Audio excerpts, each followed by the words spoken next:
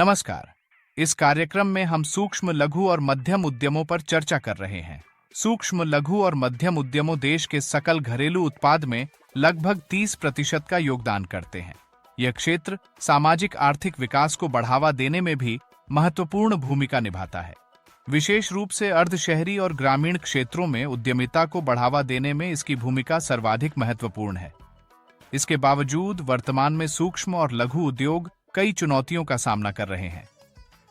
भारतीय reserve bank के अनुसार एमएसएमई की गैर निष्पादित परिसंपत्तियां सकल अग्रिम का 9.6% है, जबकि 2020 में यह 8.2% था।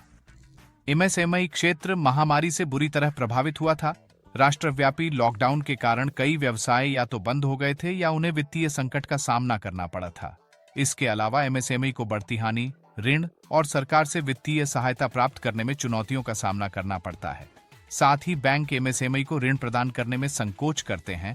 परिणामतः कई एमएसएमई वित्त पोषण के लिए अनौपचारिक क्षेत्र पर निर्भर हैं। यद्यपि भारत में विनिर्माण क्षेत्र में एमएसएमई का एक महत्वपूर्ण हिस्सा है, परंतु लगभग 86% विनिर्माण एमएसएमई बिना पंजीकरण के काम कर रहे हैं। एमएसएमई को समर्थन देने के लिए सरकार द्वारा प्रधानमंत्री मुद्रा योजना, सूक्ष्म और लघु उद्यमों के लिए credit guarantee fund trust, stand up India पहलें संचालित की जा रही हैं। तथापि इनके विकास के लिए कई कदम उठाए जाने की आवश्यकता है। इन उद्योगों की प्रतिस्पर्धात्मकता बढ़ाने के लिए डिजिटल प्रौद्योगिकियों का एकीकरण सर्वाधिक महत्वपूर्ण है। मार्केटप्लेस और डिजिटल प्लेटफॉर्म एमएसएमई के विकास में दोहरी भूमिका निभा सकते हैं। ये ग्राहक पहुंच और आधार का विस्तार करते हुए नए बाजारों में प्रवेश का अवसर प्रदान करते हैं। इसके अतिरिक्त ये प्लेटफॉर्म क्लाउड आधारित एप्लीकेशन, ऑटोमेशन, डेटा एनालिटिक्स और बिजनेस इंटेलिजेंस जैसी उन्नत तकनीकों तक भी पहुंच प्रदान करते हैं।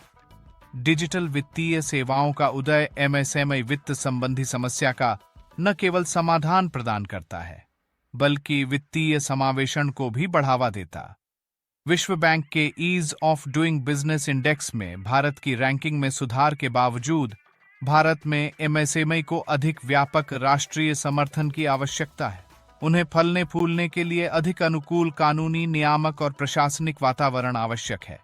इसके अतिरिक्त सरकार को इस क्षेत्र की सहायता के लिए अपने प्रयासों में तेजी लानी चाहिए और नई तकनीकी नवाचार को बढ़ावा देना चाहिए, जो व्यक्तिगत डिजिटल समाधान प्रदान करें और इस क्षेत्र की जटिल प्रकृति को देखते हुए ऋण तक पहुंच को सक्षम बनाए।